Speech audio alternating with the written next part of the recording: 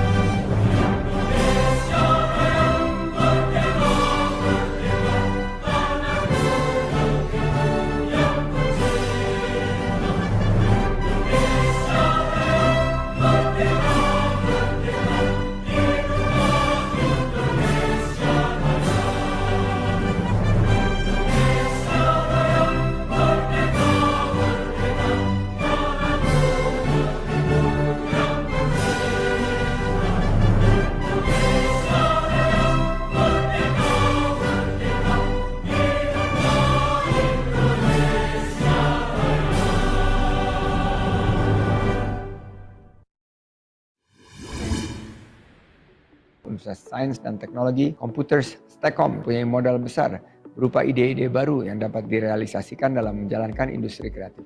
Bagi semua mahasiswa Universitas Stekom harus memiliki skill dan kompetensi untuk bisa produktif dan bersaing di tingkat global. Universitas Sains dan Teknologi Komputer dapat dimanfaatkan sebesar-besarnya bagi generasi muda untuk memperoleh kesempatan memasuki dunia kerja, berkarya, dan berinovasi untuk pembangunan, terutama di sektor ekonomi. Universitas Stekom memegang peranan yang sangat penting dalam pengembangan aspek kewirausahaan, khususnya untuk UMKM masa depan yang berbasis pada kreativitas dan inovasi teknologi. Universitas Sains dan Teknologi Komputer Semarang berani mengambil peluang dan berinovasi dalam mengembangkan kewirausahaan dan perdagangan digital di tanah air. Universitas Sains dan Teknologi Komputer mampu melahirkan lulusan yang memiliki kompetensi yang dibutuhkan dunia kerja hari ini, sehingga lulusan kampus dapat langsung diserap dunia kerja. Universitas Sains dan Teknologi Komputer atau Universitas Tekkom merupakan salah satu perguruan tinggi terkemuka di Jawa Tengah yang berpusat di Semarang. Berdiri lebih dari 37 tahun dan memiliki 8 kampus cabang dan 1 gedung pusat karir yang tersebar di berbagai kota di Jawa Tengah. Tunggu. Kayaknya kita langsung aja deh ngeliatin fasilitas yang ada di Universitas Tekkom ini. Yuk ikutin kita. Ayo.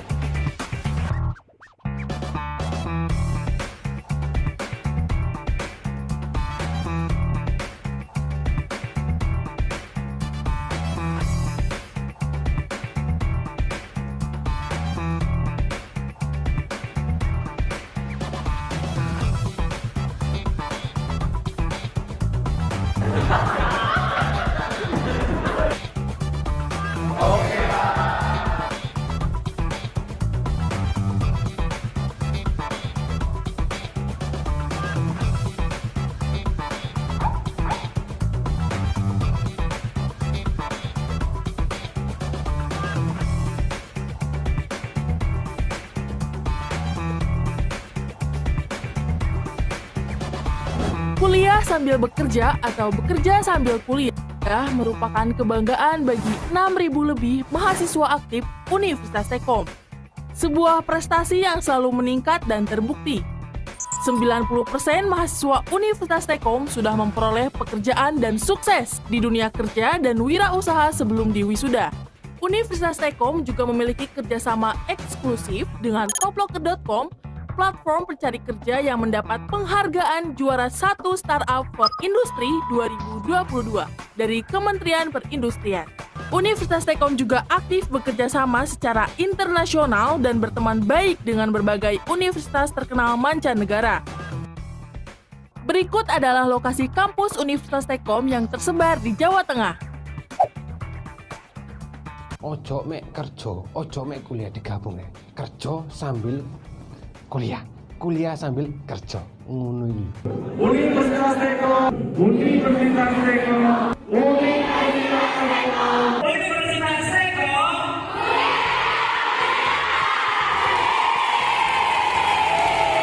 Universitas Tekkom kuliahnya menyenangkan.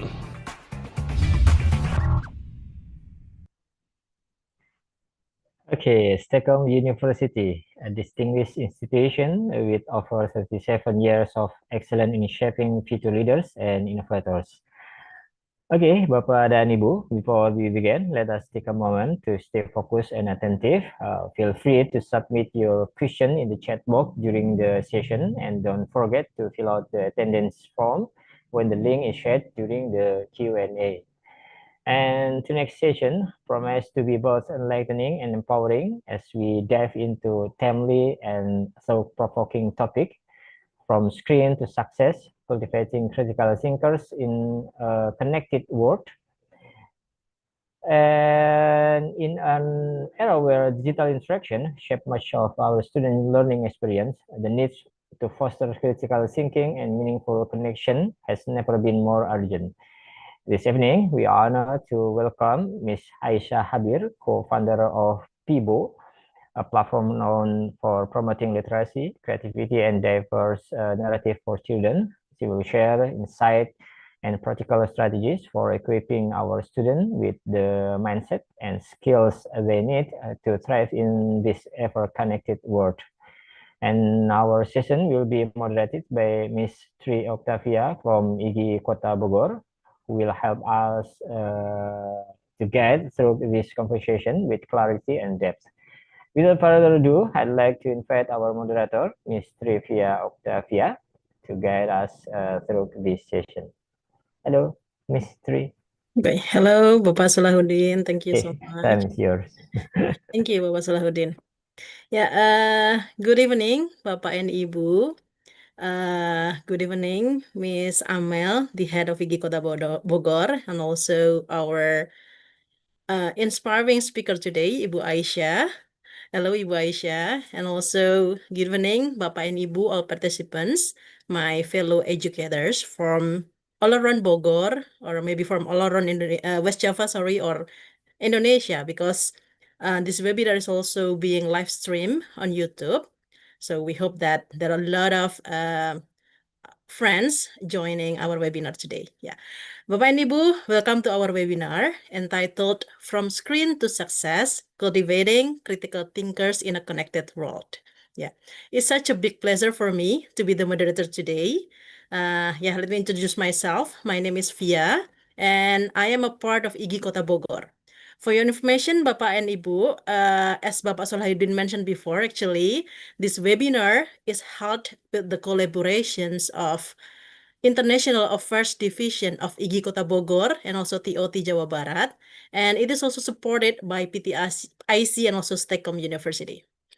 Yeah, Bapak and Ibu, I want to say thank you to you all for joining us today. And we hope that there are more participants joining us. Right now, whether you are an educator, a parent, a student, or simply someone passionate about how we can build our critical thinking skills in this digital age. As we know that, based on the title of our webinar today, From Screen to Success, we face screens every day, right? In our mobile phone, in our laptop, in our tab, yeah. And there are a lot of informations and also a lot of content coming to us. And it seems that the internet, which is at our fingertips actually, yeah, and there are a lot of endless content coming to us across our screens. It has become crucial, not just to consume information, but we have to be critical. How? Of course, by we can question it, right? And then analyze the information, and also we have act on it wisely. And because that's actually the heart of critical thinking. And we are very fortunate to have with us right now Ibu Aisyah Habir. Hello, Ibu Aisyah. Good evening. Good evening. How are you, Ibu? Thanks, Pia. How are you? I'm great. Thank you so much. How about you?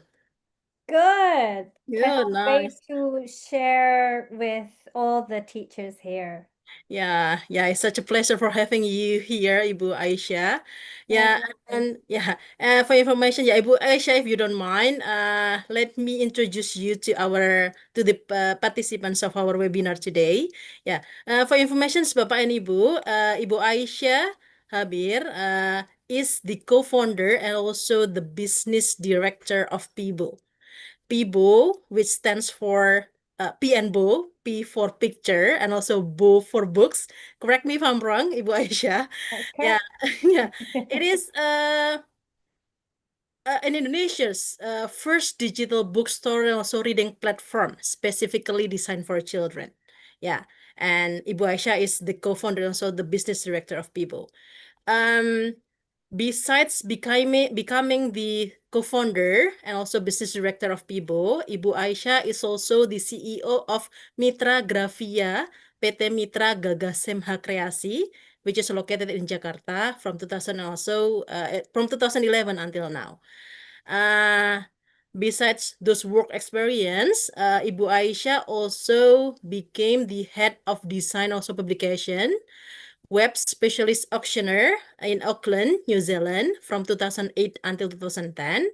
And then she became the senior graphic designer in Port Group Limited in Auckland, New Zealand from 2006 until 2008.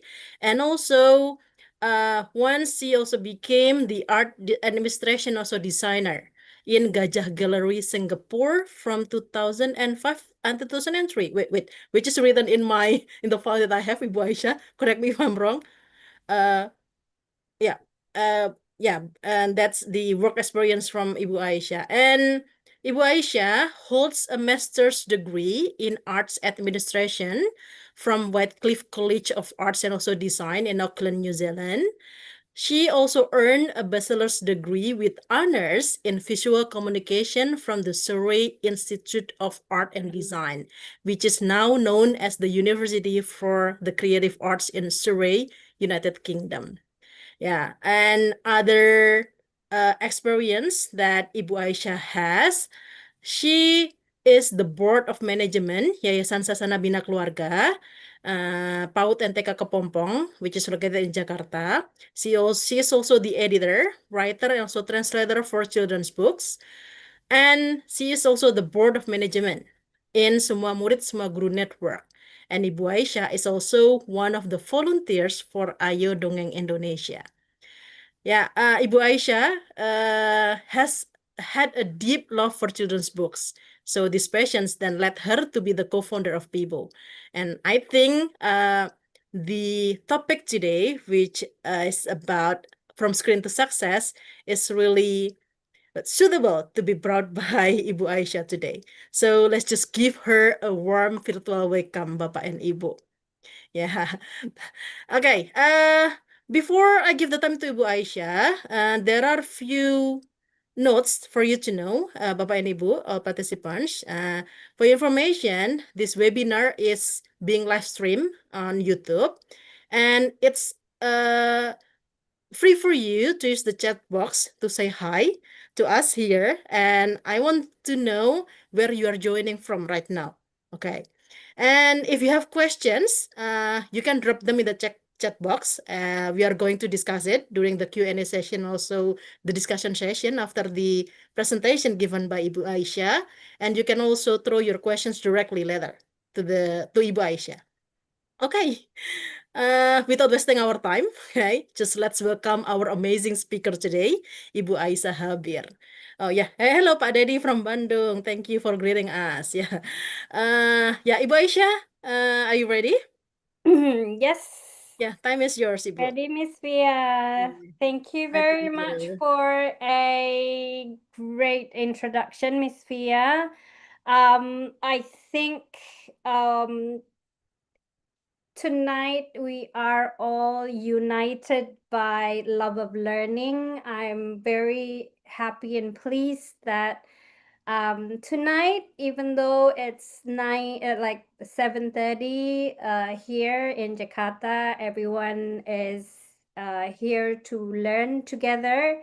And I would really like to encourage everyone here to become a active participant of this webinar, because I think I always believe whenever I have a webinar session, I also will be learning from all of the participants, not just, one-way learning. So I very much encourage and welcome everyone to join in. So when I do have questions, when I, throw questions to the floor, very much welcome. And please actually be active and respond. I'm watching from Southeast Sulawesi. Hi, Pa Hamirullah. I'm happy that there are many teachers or teacherpreneurs, as we call it, tonight, also from different parts of Indonesia.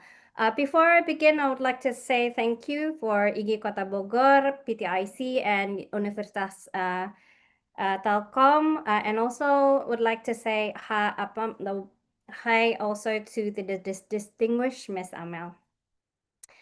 Okay, now without further ado, I will start this session because I'm very, as I mentioned, I'm very excited to talk and discuss about this topic today.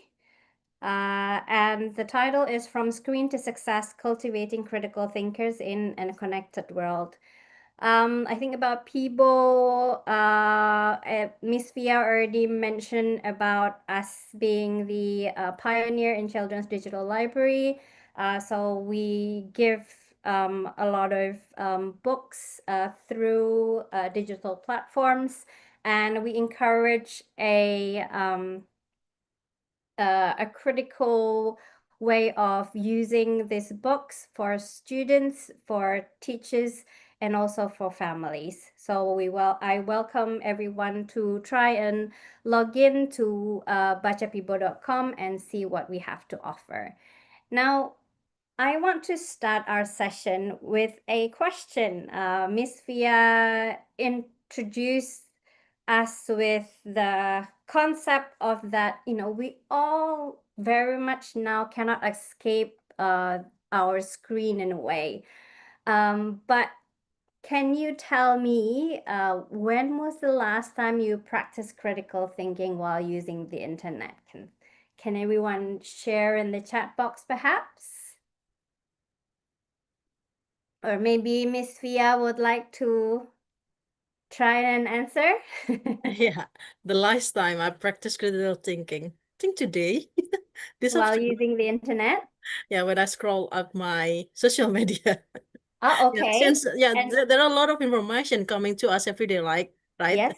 Miss Aisha? And yeah, actually, it's kind of hard for me for what we call it, evaluating whether the information is correct or not. Yeah, so before we give our validations to the informations, yeah, we need to think that this is not correct. Okay, so we should find other source to get informations whether the information is correct or not, something like that. So That's great. yeah, yeah, something like that. Yes, Can share my experience. that is so correct. So that is definitely one practice of critical thinking while using the internet. And when I practice, this is from Pak Dedi. I think Pak Dedi was from Bandung, if I'm not mistaken. When I practice making a mind map with my student in Canva whiteboard. Wow, that's very good. That's also a way of critical thinking using the internet, definitely. So you get to analyze and also basically trying to find root causes, for example, and other things. So definitely there are ways where critical thinking and the usage of internet can collide. And so critical thinking in the connected world is actually very possible.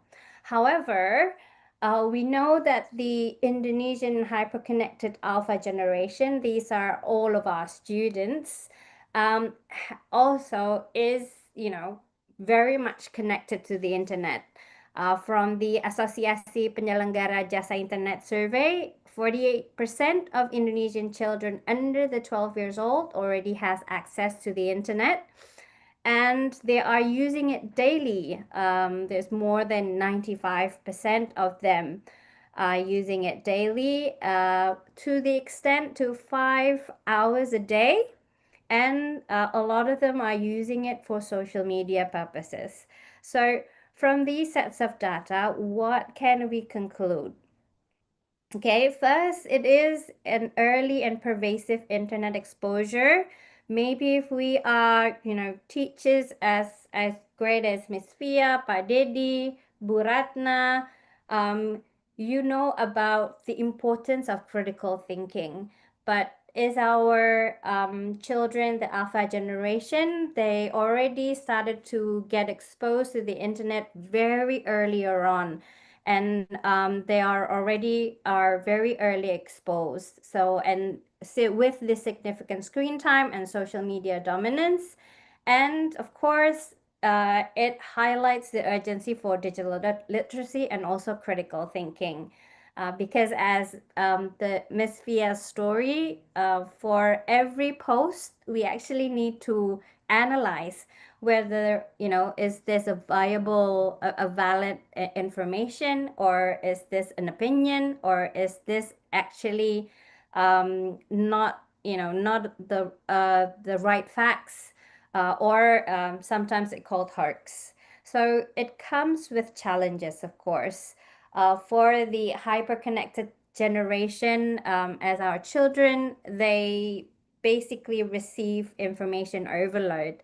They see a lot, but they don't always process or question what they consume. And then, of course, with all of that information overloads, you just kind of skip and scroll and everything. This digital media is designed for dopamine triggering responses. So you just swipe, click, scroll to the next information, next, next, next. You're not actually digging into the information that is exposed to you. And so when it's just basically passive consumption, many students are scrolling and watching rather than they're actually engaging and analyzing. So that practice of critical thinking while connecting through the internet can sometimes, be overlooked, because as this the first one saying to us, they always see, but sometimes, they don't really have time to process.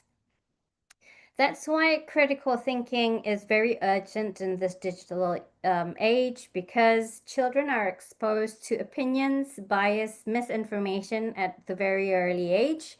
And the digital media they're exposed to can shape their worldview. Obviously, of course, when they are in, different age, they'll see and accept information differently as well. Sometimes they, listen to what they will take what the teachers say as truth. Sometimes they take, their friends' words for the truth, but sometimes they also go to the digital media for truth, where it's not always the truth. So they need to be taught to pause and reflect. So this critical thinking, of course, will supports later on better decision making, deeper reading comprehension, and social emotional growth, where they can understand perspective of others, not just themselves. Now, this is another latest news that just came out, released in Kumparan, not no later than a week ago. And who have read this news? It was also blasted in one of the social media that has a lot of following as well. It says that hundreds of middle school students are not able to read, and also aren't have knowledge of the alphabets. Now let's have a short discussion. What do you think about this latest news? Can someone share your thought, and or maybe how do you feel when you read this news, because this news is just 5 days ago? Okay, Bapak and Ibu, ya, Pak Dedi. Pak Dedi, hello. Yes, Pak Dedi, you wanna share, you can open your mic and share a little bit about how you think and how this news makes you feel. Thank you. For the second, I can opening my mouth. Okay. Obviously, this is very sad for us in Indonesia as an educator, and from the start in last curriculum, the digitalization in education is more highly increased, but didn't standing with the student in class. So our student in my school is very highly exposed to internet and their gadget and their laptop. So when I try to communicate with them or asking something critical, they want answer as we can as I hope itu. So in the end, we hope the increase in technology is equal with the highly critical thinking from our students. Yeah, maybe that's what I can say. Thank you. Yes, thank you, Pak Deddy, for the sharing. I also share that concern, and hence the topic for tonight. And also share how sad this is as educator myself, that the advancement of technology doesn't mean that there is advancement in how the children learn and how the children thinks as well. So these are basically very real challenges that we are facing in this supposedly advanced technological era, that as foundational knowledge as reading is still very much a challenge. I have some students that cannot read. I teach in junior high school. Well, okay, so this challenge is very real. So we see if you can't, if these students aren't able to read, we need to think how we can teach them, the critical thinking methods, and what does it mean by critical thinking. Of course, it has a lot to do with not just reading, but how their mind works, how they are always staying curious, they're asking why, noticing patterns, making connections, making decisions based on reasoning. So a lot of those things, but it is everything is connected to, of course, the cognitive skills and cognitive ability. And in essence, of course, the developmental progress of critical thinking also basically develops gradually. So when, for example, in preschool, critical thinking perhaps means just wondering, observing, just asking why questions. You know how when they're at their terrible two, they'll be like asking why this and why that, and never stops. And then they change and grow to primary school, and then they would ask, or they would wonder what are the reasons for things happening through stories, whether this is true, and starting to form some opinions of their own. When they're already in middle school, they can actually create or evaluate arguments. They can actually make arguments. They can question sources, like Miss Fia when reading social media. And they can also compare perspective. Who is right out of all of these opinions? Or, of course, just say, oh, my opinion is different from your opinion, so we have different perspectives, and leave it at that. We don't need to have a quorum and say you and one of us needs to be right.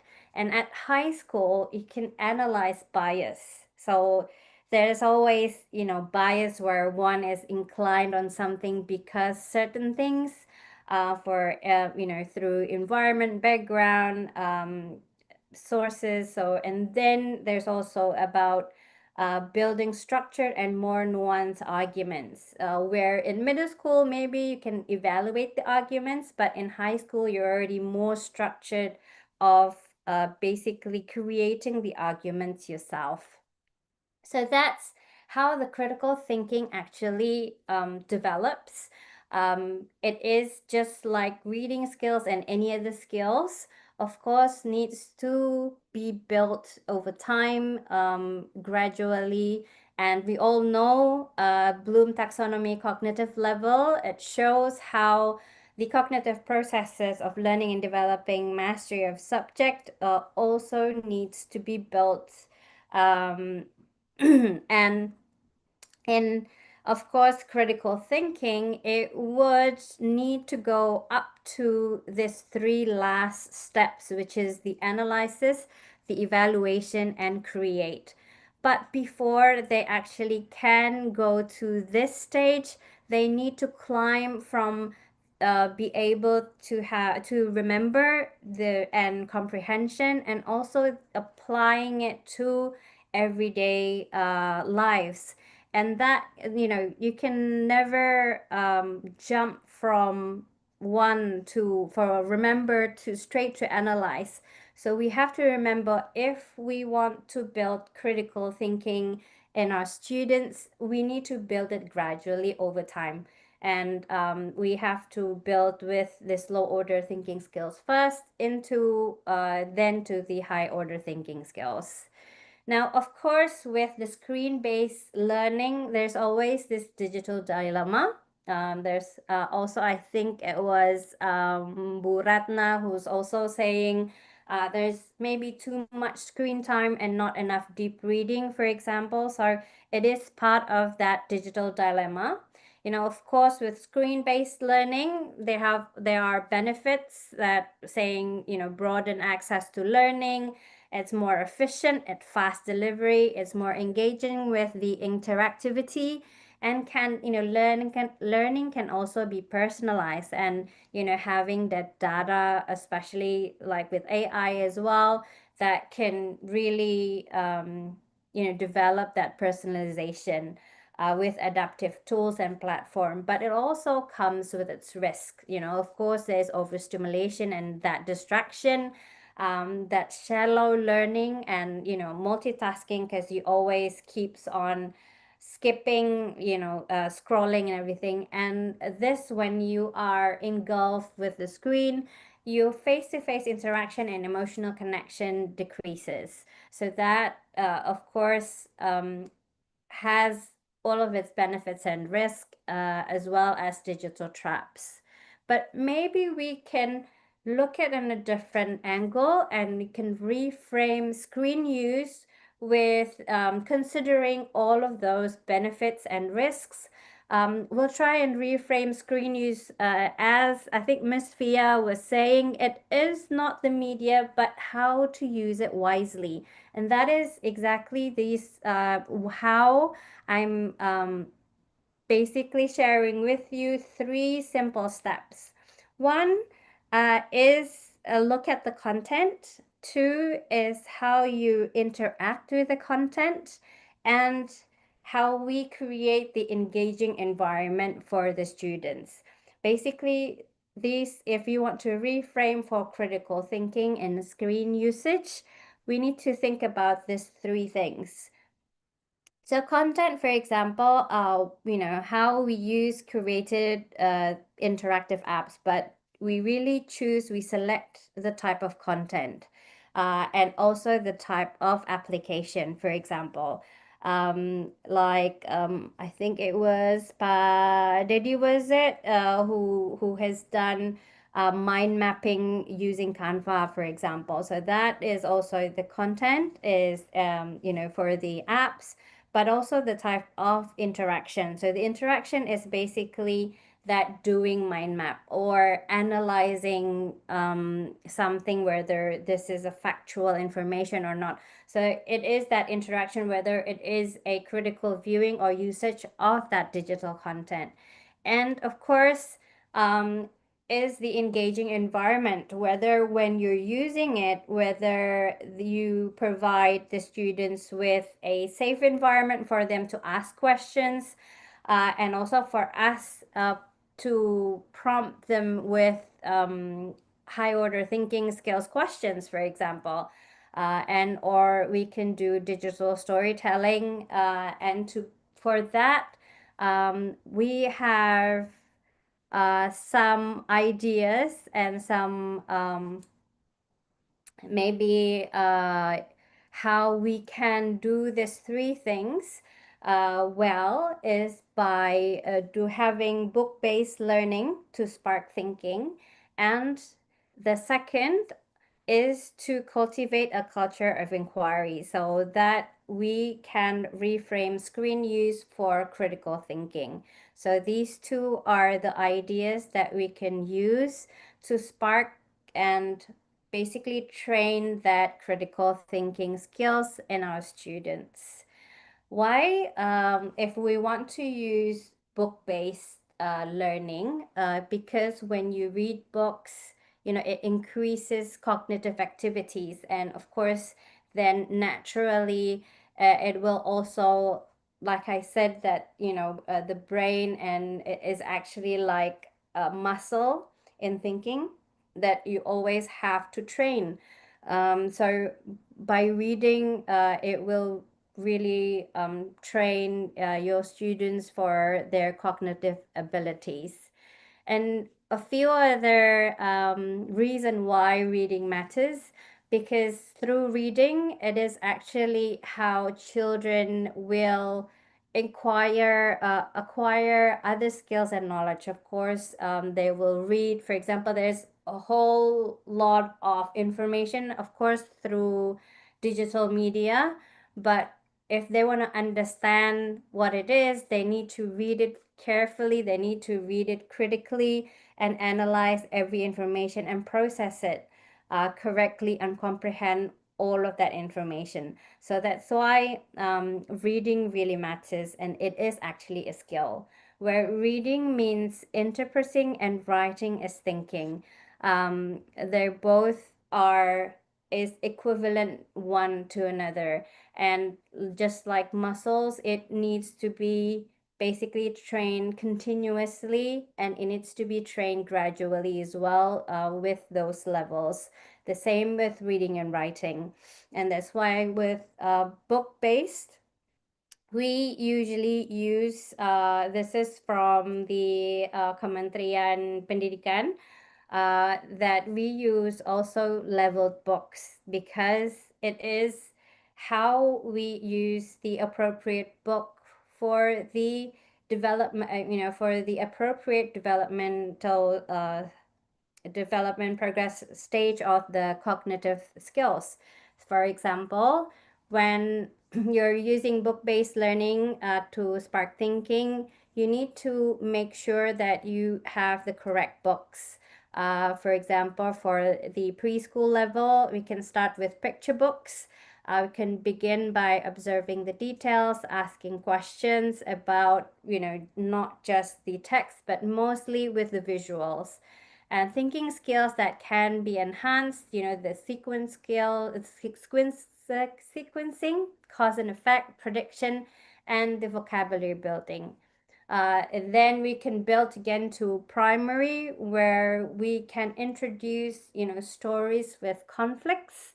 And then we can discuss that conflicts, how there are actually choices that you need to think. Therefore, making decision making, there are also consequences to every choice that you make.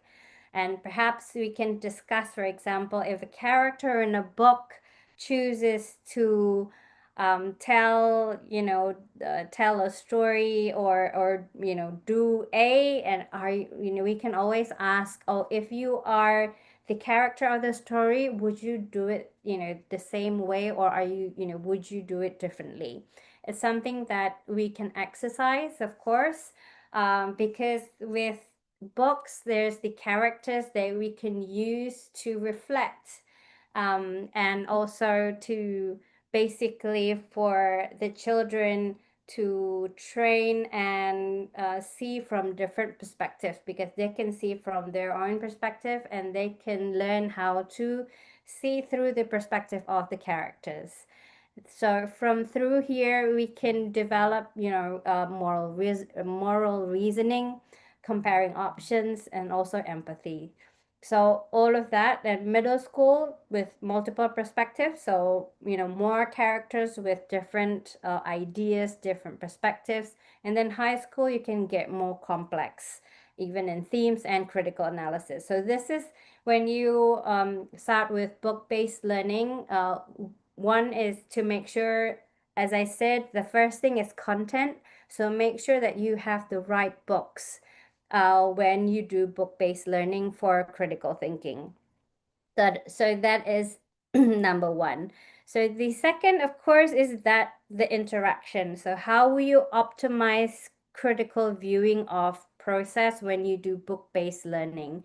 One is, of course, by asking the right questions, because the right questions has has a big power. So for example, of course, one that is very important is open-ended questions. Simple but open-ended questions, like, for example, of course, you can ask, what do you think, and how do you know? For example, if one character is thinking this way or feeling something, and you can also make that question about what if, and that would spark more imagination with that question. So with cultivating a culture of inquiry, one besides open-ended questions, you can do practices in daily classrooms and have routines if you can pause and reflect. So for example, after reading a book together, let's say if you have a routine of reading books once a day, for example, 15 minutes a day.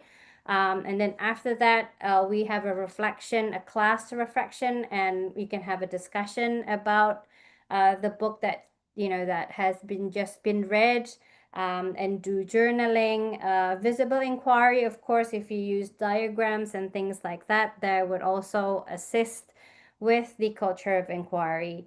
The third is that engaging environment. Just make sure that the children would have safe space for free exploration, and of course for them to ask more questions, because good questions is as important as the correct answers. So make sure that they ask a lot of questions. We can also, as a role model, we can always remember to say, when they ask questions, you don't always have to come up with an answer right away. You can actually say, I don't know, I'm not sure, and let's explore that together. So that, that can also a culture of inquiry, that you can, together explore a lot of things. And so, you build this curiosity, and they start to think critically whether this is right or wrong. We need to explore further. So something that of a natural that they can build like that. So that are a few things that you can do to cultivate a culture of inquiry. Now let's have a short exercise for everyone using bacapibo.com. We'll have an example of book-based learning, as I mentioned. So this is how the homepage of Bacapibo when you log in. And if you like to find books, they can just click on the search button, and they'll see all of the different themes. And for example, because we're using English today, we can choose English theme. And for example, let's choose, there's a lot of books here that are English books, but let's start with this, Little Wordy and His Troublesome Tongue.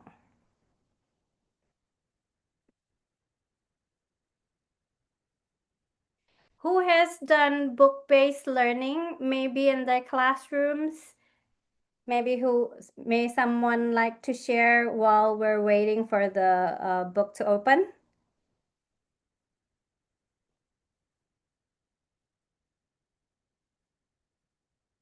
I skip.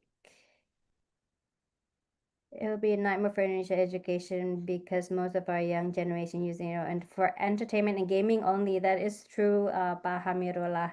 So maybe we can introduce to our young generation that the other usage of internet. For example, with Pibo, you can use the internet to find the books that you like and to read, for example. Okay, so let's do a little exercise with this book called Little Wordy and His Troublesome Tongue. It is written by Bi Shumin, illustrated by Mao Weiwei, and the English translation is by Zhu Hong. Okay, so little wordy got a boil on the tip of his tongue, so it has like gigi sariawan, yeah, so everyone would have that experience, and it hurt so much he could not finish his food.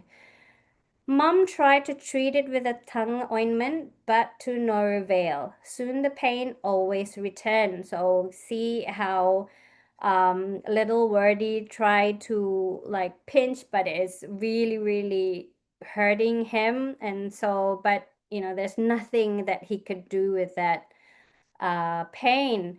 And so he went to grandma, and grandma then gave him vitamins and asked him to suck on an ice cube. And after that, little Wordy felt much better. But after that, grandma told little Wordy a little story. And she said, a boil on the tongue means the tongue is sick. Let me tell you something about the tongue. There are many taste buds on our tongues. We use the tongue to capture flavors of food. Those flavors are sweet, sour, salty, and bitter. Little Wordy mumbled, and spicy hot. Ah, yes, but you can't stand spicy hot, Grandma remembered. But scientists say that spicy hot is not a taste, but it is a kind of pain, she explained. Little Wordy told Grandma that a boil on the tongue felt like eating hot chilies. Grandma suggested, don't think about the pain anymore. Let's play outside. So Grandma took little Wordy to the zoo. They saw a snake flicking out its tongue. Little Wordy noticed that it has forked tongue. It has branches in its tongue. Grandma told little Wordy that a snake's tongue is sensitive to smell, so actually they can smell through their tongue. Believe it or not, I also only know this fact when I read this book. So you learn something every day, also by reading children's books. So meanwhile, the anteater has very long and sticky tongue. The tongue can scoop many ants and termites that serve as its food. And the tiger's tongue is covered with tiny small spikes that curve inwards, like so. And so the spikes help strip the skin and meat right off its prey. So I think this just an exercise to show you of a content that are quite analytical and has a lot of information and also very interesting but very relatable situations on everyday life. Now, that's one part of the tip, which is the finding the right content. The right content like this book that can, that can spark a lot of questions. For example, about the snake or about the anteater, for example, we can find out more. Is it true that anteater's tongue is very long and sticky? We can always find other information from the internet to find out a little bit more, maybe more videos and what do they eat. You can always, find little things that we can explore more. So The second tip after finding the right content is strategize the interaction. So optimize the critical viewing of the process. How would you, perhaps I'm asking the audience right now, how would you optimize critical viewing or process while reading this book? Who wants to give it a try? Maybe if you're a teacher reading this book to your children, how would you, have the strategy of interaction while reading this book together in a classroom or on a one-on-one with your student? Anyone has an idea, maybe, how to make it more enticing or to basically encourage critical thinking? Pak Daddy is raising his hand. Pak Daddy. Okay, Pak Deddy, I think let's try if somebody else want to try, maybe just give a opportunity for others, maybe. Let's give space and time for see if anyone else wants to try. But thank you, Pak Deddy. Let's go back to you if there's no other teachers want to try. Bu Nungki, okay. Bu Okay. Nungki from Bandar Lampung, silahkan. But I cannot open the video. Is it okay? That's fine. That's fine. Because yeah, How would you strategize the interaction while reading this book with the children? the first maybe we can use our voice, play with our voice. For Okay. example, what animal is this? An eater, is it? Yes. Yeah, and then try to make the voice to attract them and make the students excited listen to our stories, and Okay. then try to make them also what they opinion about the animals, for example, like that. So they will say that, oh, but that's because of the tongue is so long, and then it's really fine for the animals to blah blah blah. Or maybe they will mention some act or activities or other thing about the animals like that. And then that is the second one. And then maybe try to ask them to act like an eater, An to eater. act make the tongue out, and then Okay. lick the things that the ant eater usually eat, like what is that, ants, right? Yeah. Like, oh, can you Or try like that? Just ask them like that, so they will get more interest to continue our stories like that. sounds good. Those are great strategies, Bu Nungki. Getting the children to basically role play and also using the voice to be more engaging, and also maybe they can, for example, they extend their tongue, Bu Nungki's idea, whether how long can you extend your tongue compared to the anteater, for example. Of course, this we can also maybe have a competition. For example, we can ask, let's say, between your tongue and the anteater tongue. Of course, anteater's tongues is longer, but which animal that also has a long tongue like anteater, and then they could think about different animals that also has a long tongue, for example. So you get them thinking and analyze again.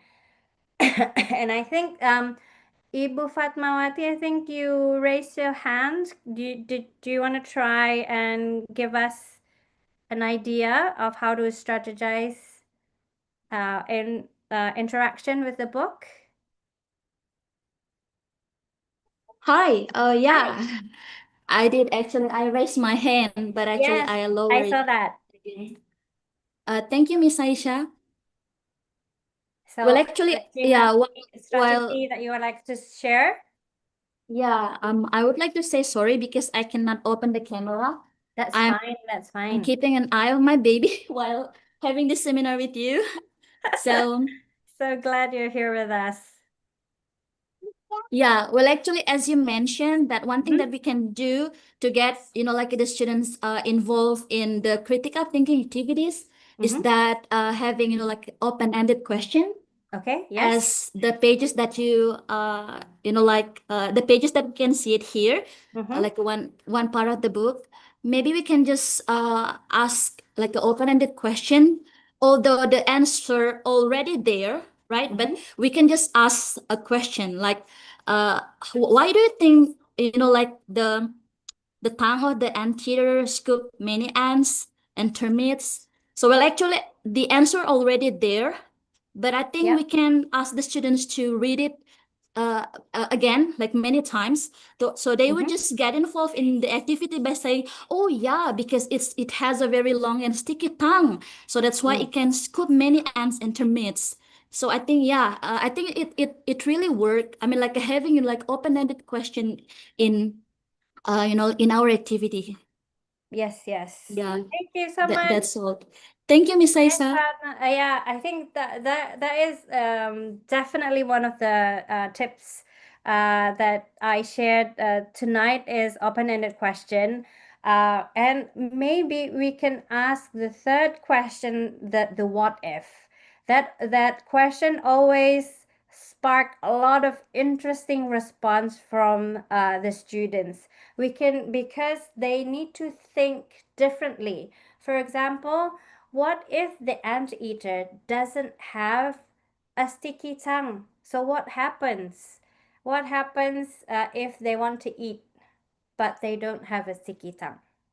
So then they need to think differently. Oh, if it has a short tongue, then of course it cannot eat ants and termites, because then you'll have that activity in their head about, because of this, then it cannot do this, and this. Of course, there's a reason behind, and then there's the cause and effect.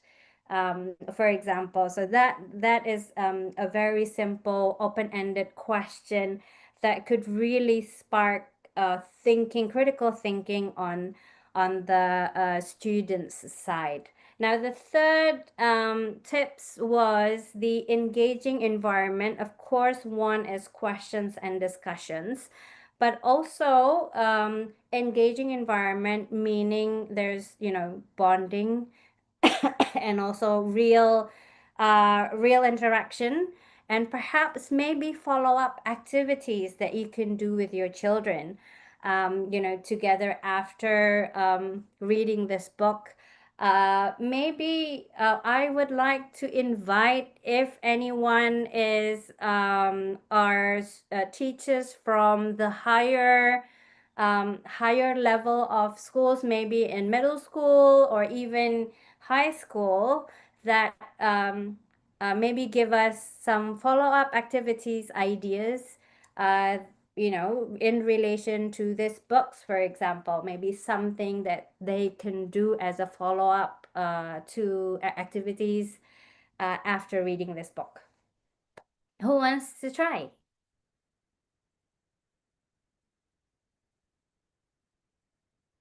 Anyone from middle school or high school teachers? Yeah, Bapak and Ibu, if you teach in middle school, please share your experience to us, or if you have some ideas, Yes, you if you share have it. ideas or maybe some engaging follow-up activities that you can do with your students for them to, again, engage with critical thinking based on this book. Anyone wants to try? Okay, so let's then. Oh, Ibu Ibu Fatmawati. Fatmawati lagi. Oke, boleh Bu Fatmawati, silahkan. Yeah, I'm sorry. Well, actually, I should have just, like press the raise hand, but like press the clap hands button.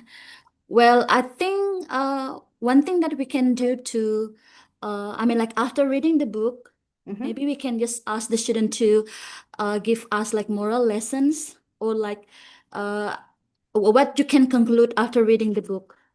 Because that's actually the thing that I do in my classroom after like students reading the book. But I think it's just kind of like a limited story because the one that we discuss in the classroom more about like a folk tale, right? Like we never actually, I never give this kind of book to my students in the classroom. But after reading the story, the activity that I do in the classroom to get the student, like think about the activities that we have done in the classroom is ask them to conclude about the book, about the messages that they can get after reading the book. Okay. Yeah. So Okay. that's Thank what I you, do. Yeah. Miss Thank you. Fatmawati. Now, I think that is, of course, it's quite a common exercise that we usually do to actually ask the students to summarize. Also, if they have moral values that are, would like to be communicated through the stories. But let's say if it is about critical thinking, let's say when that they can use when they're checking facts, when they read something. Let's say if you want to use that sort of skills, the thinking skills, how would you use this book to exercise and train and build that skill? Of course, you need to understand how to analyze facts. It's like how Miss Fia in the beginning of our session said, when I read the social media, I always analyze, are these facts real? Is this sources is saying something truthful? So, for example, lizard's tongue can wipe its own eyes. I don't know. Is it true? It is in the book, but is it true scientifically? Because, this can be a fiction. So it is, can also have something that is not factual. So maybe we can try together, have a little research together with the class and explore. Is it true that lizard's tongue can actually wipe its own eyes? I don't know the answer, but it's a very interesting question that we can, of course, together explore as a class. And of course, the internet has also a source of information that we can check, to verify this information.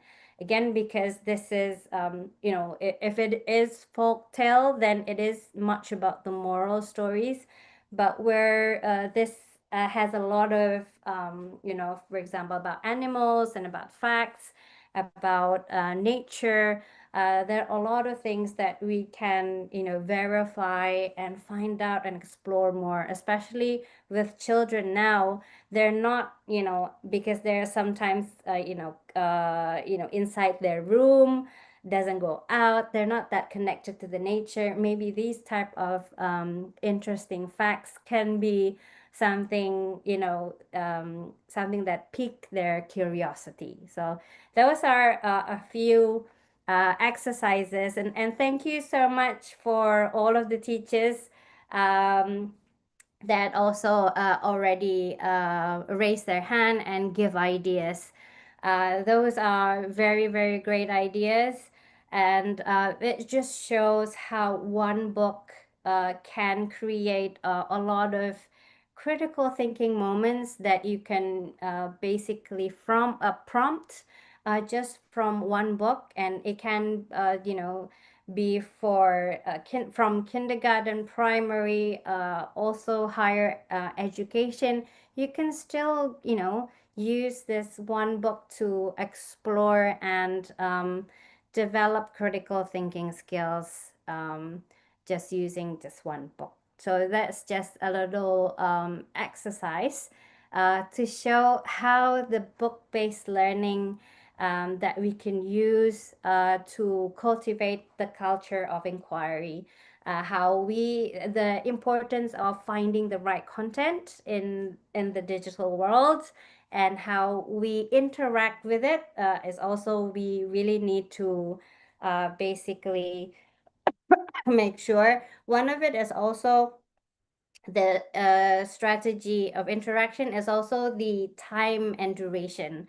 That's also one of the challenge really with children and with the internet, is the time duration that they need to be in control of.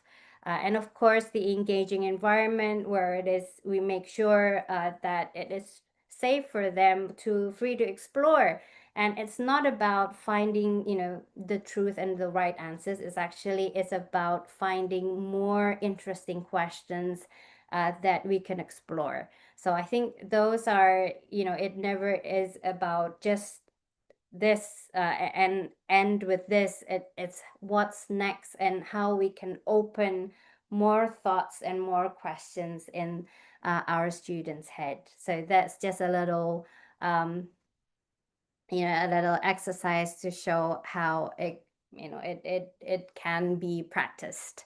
So this, if you want to screen grab, that's fine. We can also share this deck also. But this is maybe if you want to use as tips, this can help you as teachers to find or make a roadmap ahead, a few action steps to ensure and to ask yourself, is my classroom or this class that you designed is already supporting critical thinking? So this is like a checklist that you can, always do before or after class, or when you design your lesson plan. Whether you get the students asking their own questions. Did you involve multiple perspectives? Did you introduce multiple perspectives in your lessons? And get the students to explain why they think of something. For example, if they suddenly come up with an answer that is completely unexpected, rather than saying, "Oh, that's not correct," ask them, why did you arrive to that answer, to that conclusion? Sometimes the way they think is different, and sometimes that could surprise you as well. And then whether there is space for disagreement and dialogue, maybe has different perspectives. Whether there is a time for reflection and to learn something together, and whether the technology use actually is usage to promote thought and not just to as consumption. So it is not just passive consumption, but actively being used to think more, like how Pak Dedi used Canva to do mind map. That is a very good example. I think how technology is promoting critical thinking and not just consumption. So this maybe just a little tip for you to evaluate how impactful your classroom is to initiate and for cultivating critical thinkers. And of course, you can use a lot of books. For example, if you are, access Baca Pibo, we have 1,000 titles already that you can use for having those type of sessions with the students, just like how we did together just this time. Maybe I think there's also a few ideas here that we can share later. And I think that at the end concludes my session. If you would like to know further about today's topic, of course, after this, we can have a little question and answer. But I very much invite everyone to visit bacapibo.com and sign up Pibo for free and explore more than 1,000 exciting books, just like the one that we just read together. Thank you.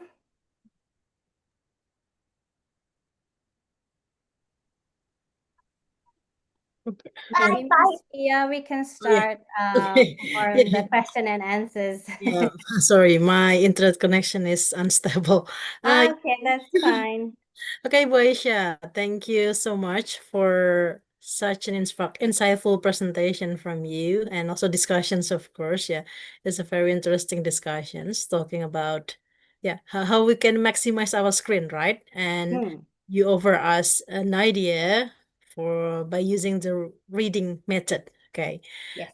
To help our students or our children at home, to be smart and also critical thinkers. Okay, right now, Bapak and Ibu, all participants, we are in a Q&A sessions, also discussion session. So please drop your questions in the chat box if you have anything to ask, or you can share your experience that you have in your classrooms, okay, to us related to the topic today. Or you may raise your hand if you want to talk about it directly to us today. Please, Bapak and Ibu. And also let me check on YouTube. There's few questions coming from Ibu Tia. In our opinion, what's the easy way for us, the elementary school teachers, to introduce English in the easiest, but still improve critical thinking in children? Okay. If it's thank you, Bu Tia, for the question. I would I would definitely go for reading books together and using this things like having simple open-ended questions and then daily classroom practices that would have pause and reflect. You reflect together with the children after reading, and of course have a lot of discussions with them. I think that is the easiest, but make sure when you have the discussions with the students, you encourage them to ask and answer in English, because it's always, it needs to be used if it's English, for them to actually learn and practice. So if we can use that and the book to basically engage them, I think that would be useful. And also with books as well, it already has its texts. So you can actually learn to connect between words and images, illustration, for example. So when you say, oh, this is the word for tiger, and you have a picture of a tiger, so they can have that correlation. That, for example, I think that's the easy way is always is using this, basically the book-based learning session, because I mean, everybody loves stories, and especially with if you have books that have great illustrations and a good story, that will be very useful.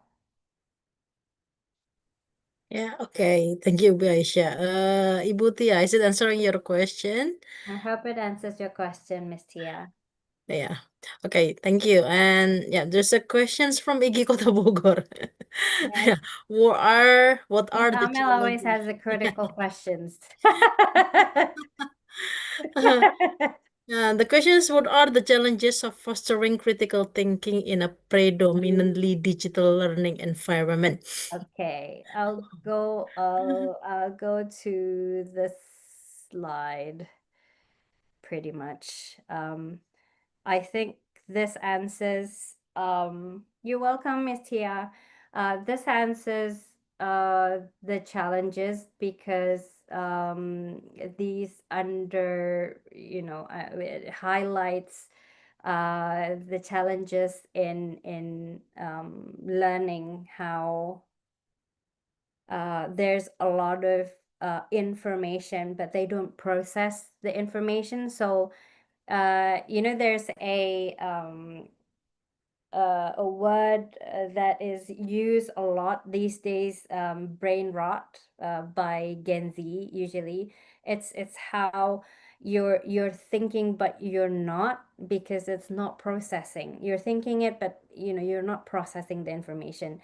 That is in a way brain fatigue as well, because there's overload of information, and that is one of the challenge of young generations right now in the digital environment. So we sometimes need to, um, in a way, have take the distraction away, even though it's still you and the screen, but make sure that they don't have any other information. Or before we actually start learning, we have a session first to basically have them like an ice breaking session or something that gets them ready to focus, so that this kind of overload, it disconnect first with that information overload. So it has that, needs to have that detox first, so they are ready to absorb information.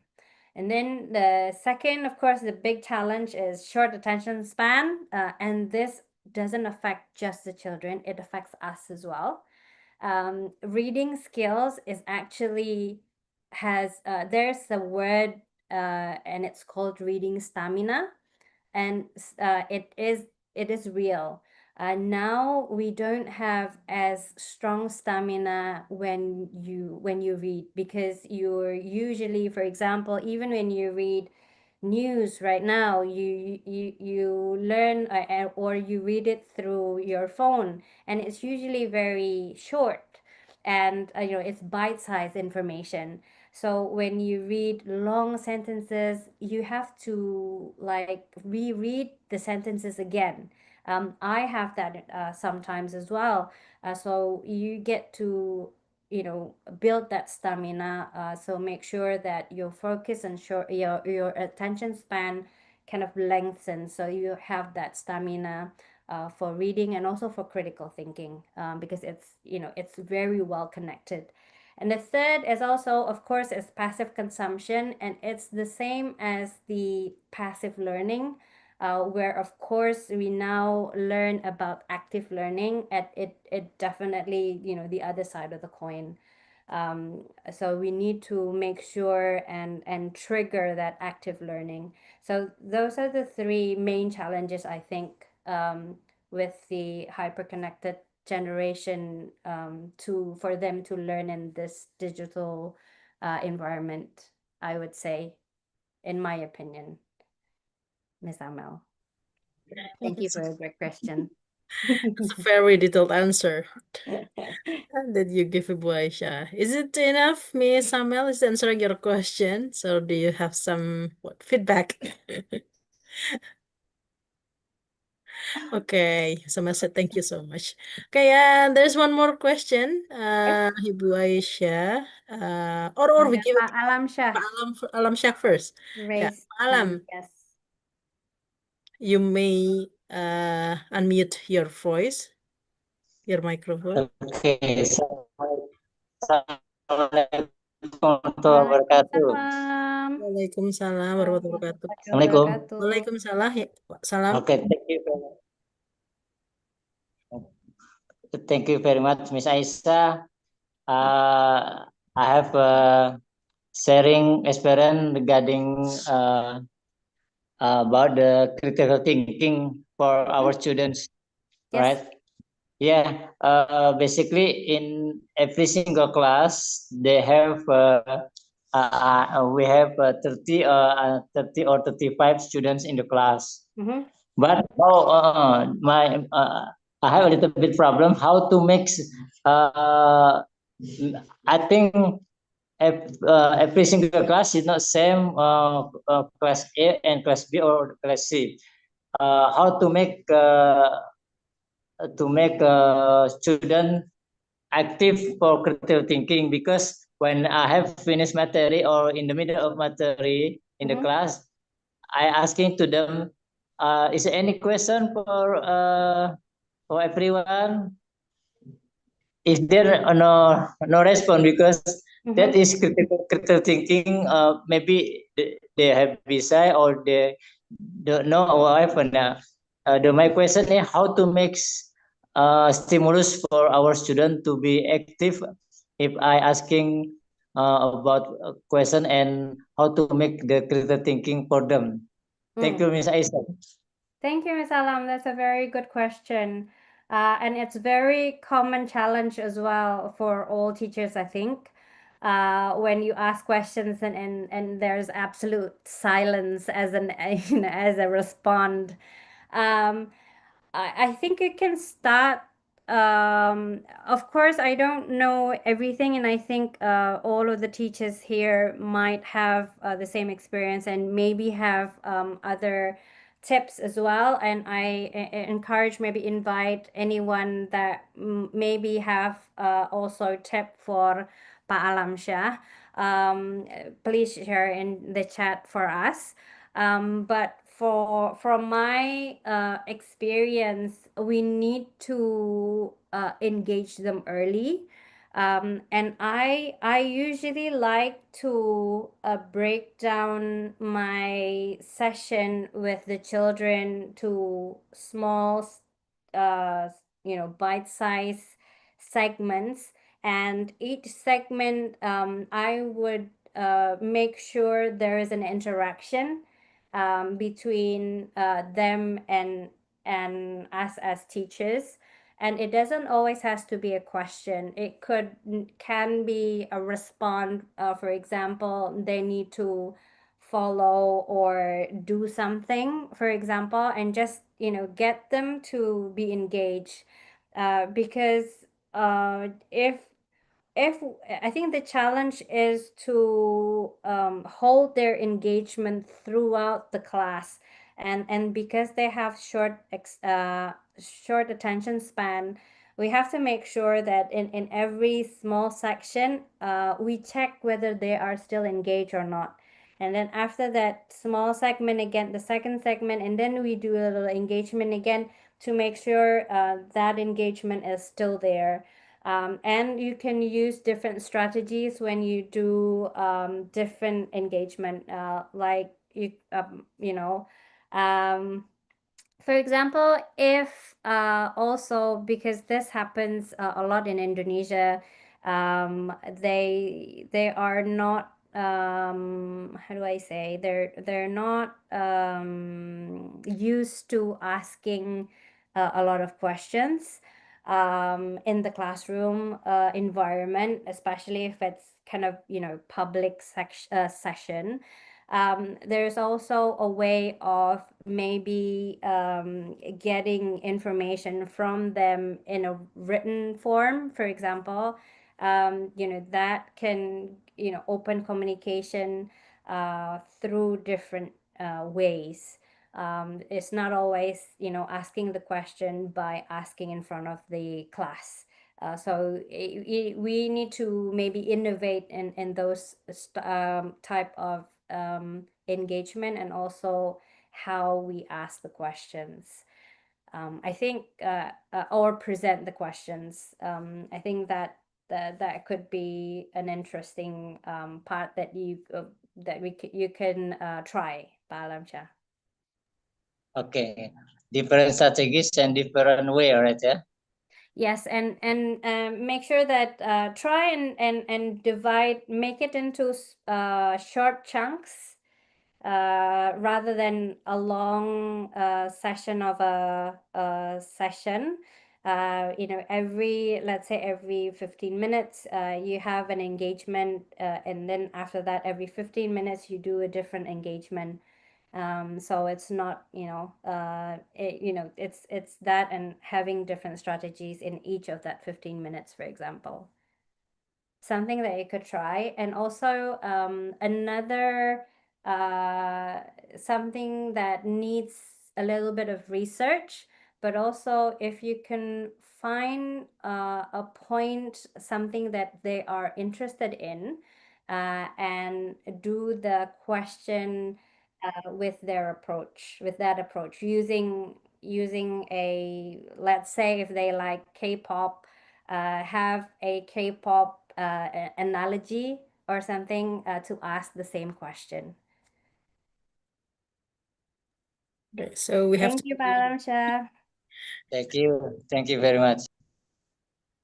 Pak Dedi is sharing the same experience with you. He said, yes, they're loud when the teacher are explaining, but silent when the teacher asking questions. I think that's a very common situation that is Ibu facing.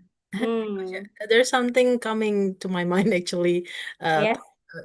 with the questions from Pak Alam and also other participants, that talking about the conditions of the students in Indonesia right now, that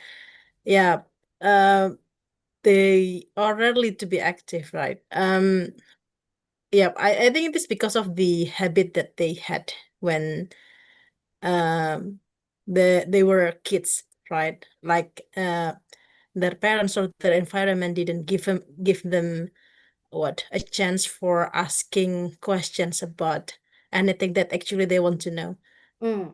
Yeah, like you shared to us in one of your slides that in the preschool era, the preschool level, that there always something the children ask, like why something happened, right? And the environment didn't give them chance for asking questions like that. So yeah, and then it becomes a habit. Yes. Yeah.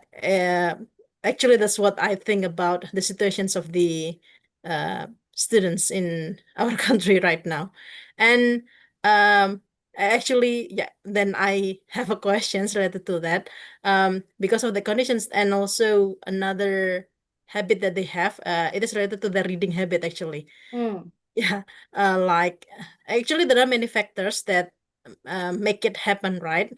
Why the students don't have a reading habit in their life. So the habit right now is like what other teachers said, like playing a game and then scrolling the social media and something like that. So how to, what we call it,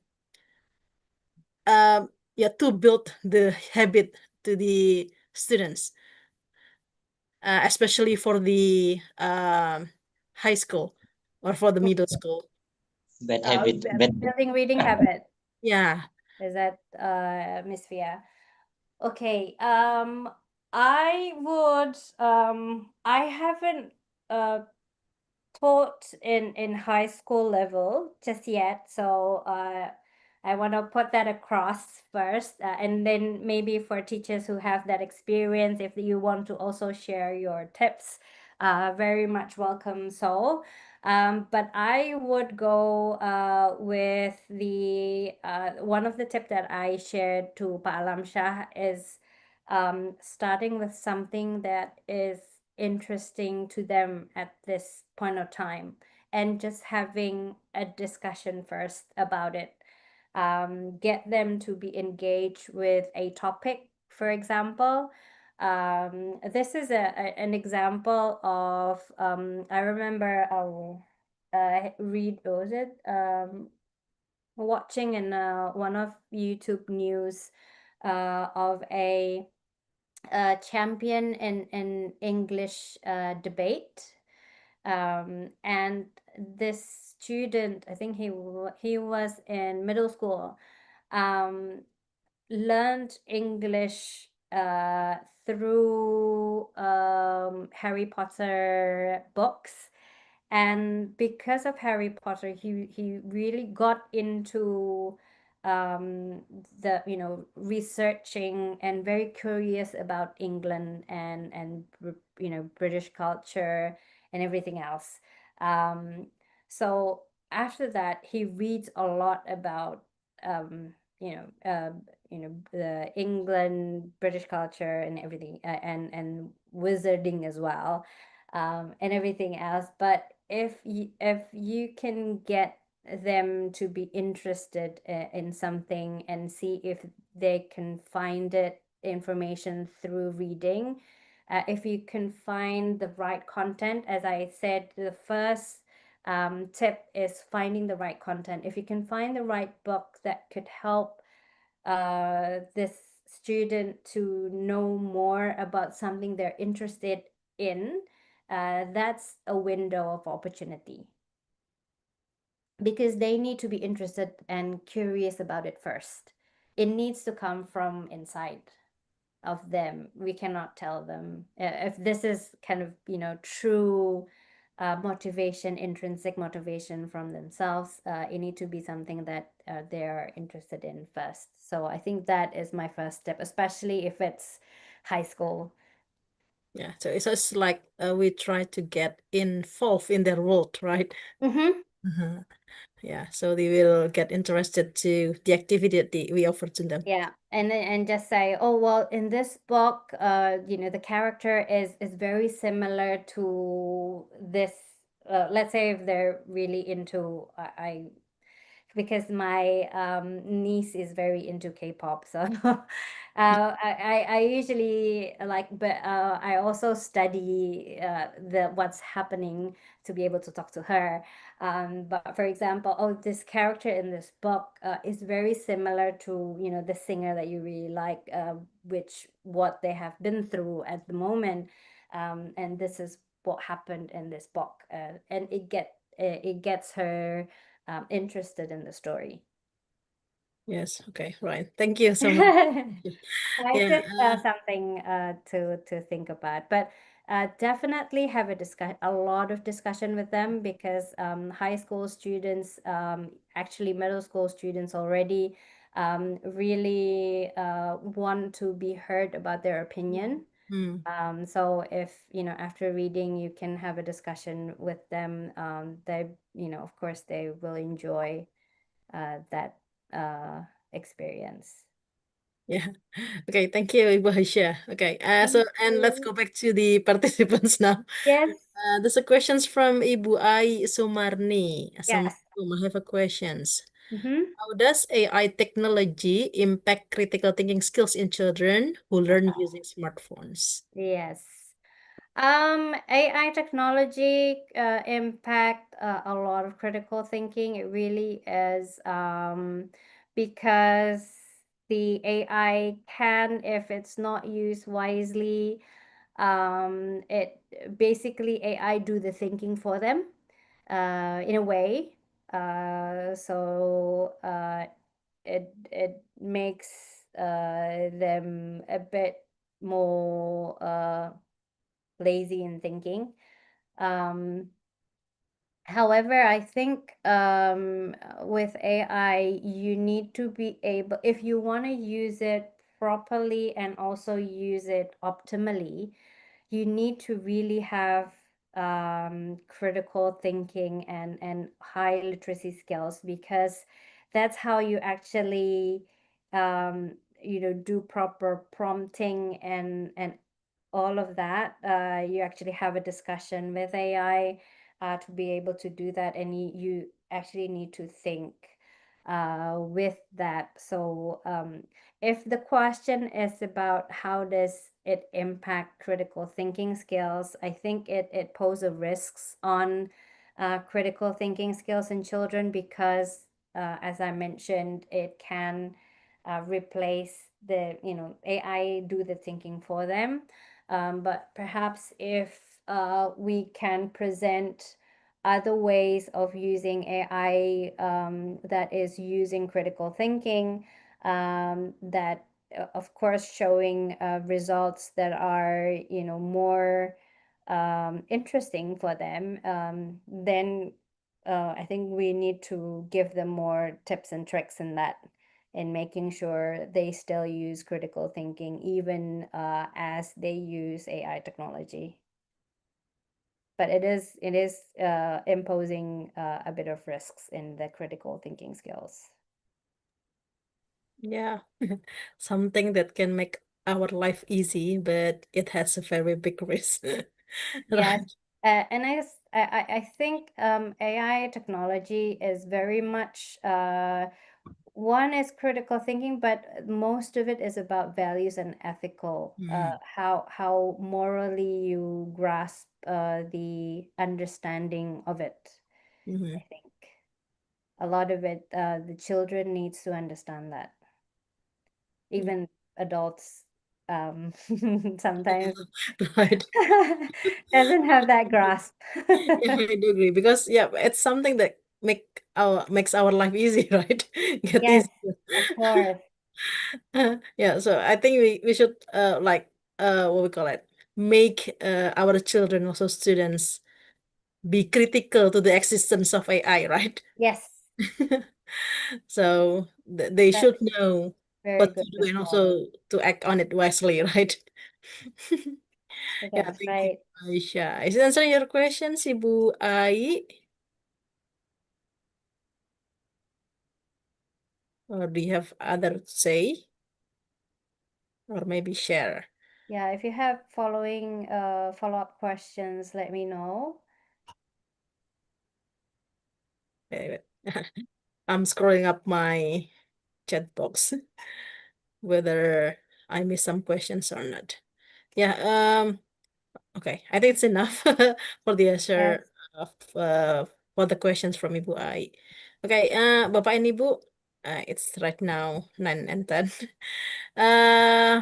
Yeah, I think one questions again is okay. So if you have questions, Bapak and Ibu, please drop it in the chat box, or if you can unmute your microphone, please say directly to Ibu Aisyah. Yeah, Yes. Ibu Aisyah said. One Bye. last critical question. Bye. Can I have Yeah. more? Yes, Pak Alamsyah. Yeah, yeah. Thank you very much. Honestly, Miss Aisa, basically, I'm not English teacher. I'm the I have the I'm teaching the SMK. But Okay. if the students say to me, Bapak guru bahasa Inggris, nah, I'm not teacher English teacher, but I was teaching in English. That's why maybe in my field that's the students they don't understand or they be say whatever. That's why I think they cannot be respond my question because I always in English in the class. Yeah. How do you think? I'm not arrogant. I'm not arrogant, but this is my goals because hotel accommodation they have to good English if they PKL or after that finish to the school they have to working or BMW bekerja meneruskan wira swasta. That's our programs. The point is I never speak English I never speak in bahasa when I teaching. So I'm not arrogant. I want to my goals that they have to understand. I don't care about the grammar. They don't understand or not. But how do you think, Miss Aisa? Because this is very important for us to make our student to critical thinking that they know. Please, I want to your experience or your suggestion. Thank you very much. Thank you, Pak Alamsyah. That's very interesting question, actually. Um, it, I agree with you in terms of that if you want to be able to train or build your someone's English skills or language skills in any language, you need to be able to, I mean, at least you try to practice it as much as you can. So your strategy, as you mentioned, you always teach in English. presents that opportunity for them to listen, because that's, you know, that's a skill actually.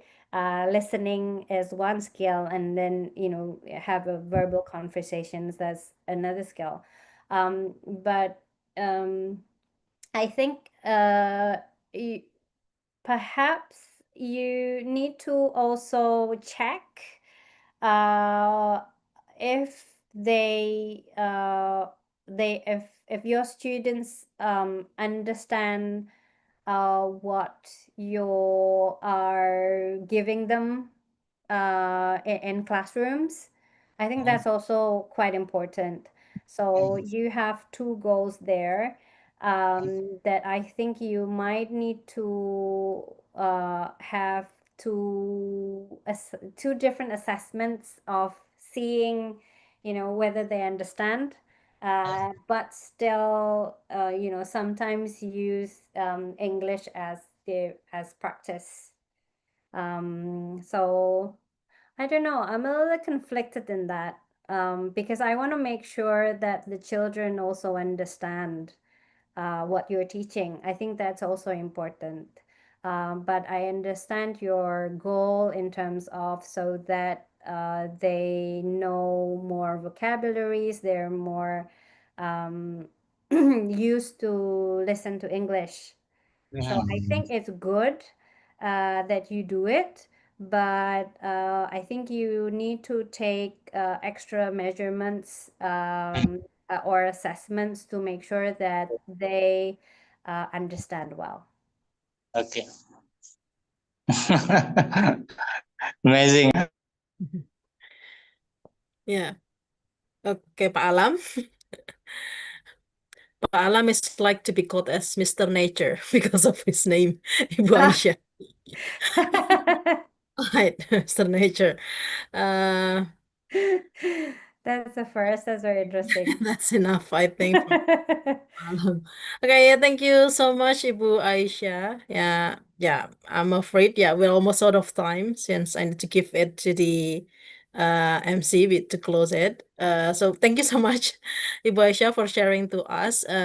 Before I give it to Pak Salahuddin, maybe you can give like what do you call it? A closing statement, conclusion or something like that, Ibu Aisyah. Okay. Okay. Closing statement. I think at this age, where everything is connected and information is you know, with overload, we just have to make sure that we whatever it is, what media it comes from. How we utilize it, it needs to be thought through wisely, and just make sure that it is being done to optimize critical thinking with ways of those three that I've mentioned: finding the right content, strategize the interaction to optimize critical viewing, and make sure that, you know, you have an engaging environment to flourish that critical thinking even more. Okay. Thank you, Ibu Aisyah, yeah, for sharing to us. Yeah, and thank you for all of you, the participants, for your participations and also for your energy today because Yes, it's late, a right, lot at of night. questions and a lot of sharing sessions. Yeah, Miss Fia. I Wow. loved today's session. Thank you so much, Bapak Ibu semua. Okay, and yeah, a big thank you once again to you, Ibu Aisyah, for inspiring us to be more intentional about cultivating critical thinking, right? Okay, and yeah, Bapak Ibu, that's the end of our discussion today about uh, how we move to our screen, not we move actually, how we maximize our screen to be a critical thinker. And then let's just not scroll up, right? Let's think critically and then ask questions to everything that come up, right? All information that come up to our screens. And also next is help others, right? Do the same, like what we are doing to be critical. Okay, and that's all I think. Thank you so much once again, Ibu Aisyah. And let me give it back to Pak Salahuddin. Pak Salahuddin. Yes, Fia.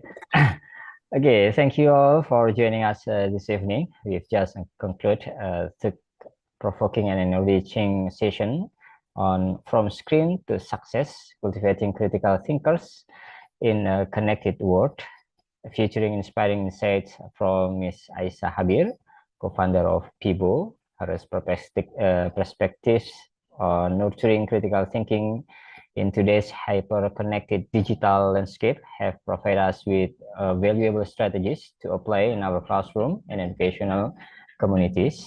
We also extend to our sincere appreciation to our moderator, Ms. Tri Octavia from IGI Kota Bogor, for facilitating the session with clarity and professionalism, helping us reflect deeper on the importance of building resilience and critical thinkers in the 21st centuries.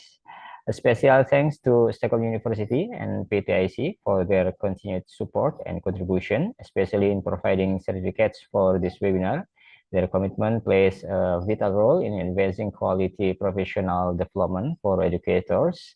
We would also like to recognize the dedication of the TOT Jabar organizing team. Our heartfelt gratitude to Ms. Ari, our founder, to Mr. Joko, Ms. Amel, and Mr. Ridwan, and also Mas Paki for the tireless work behind the scene to ensure the success of this event. Yeah.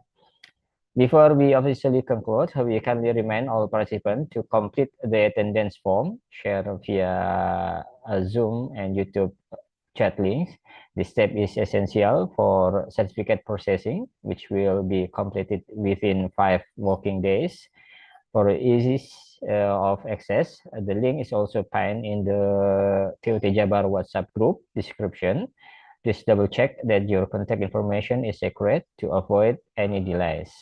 As conclusion reflection, we would like to highlight a key insight from a recent MIT study. Excessive reliance on AI tools like ChatGPT may reduce cognitive engagement, creativity, and critical thinking among students when used as a shortcut rather than a support. This underscores the importance of maintaining a balance, leveraging technology wisely while continuing to cultivate deep thinking and meaningful human interaction in our classroom. Once again, Ibu Bapak, thank you for your participation, for your thoughtful engagement, and your commitment to continuous learning. We look forward to welcoming you at our upcoming event as we grow and innovate together. Let us close this session by reciting Alhamdulillah together. Alhamdulillah. Until next time, stay safe, stay inspired, and continue making a positive impact in your educational journey. Wassalamualaikum warahmatullahi wabarakatuh. Waalaikumsalam warahmatullahi wabarakatuh. Thank you, Thank Miss you, Aisyah, Ibu Miss Bapak. Fia. Terima kasih Pak Salahuddin, Pak Fakih.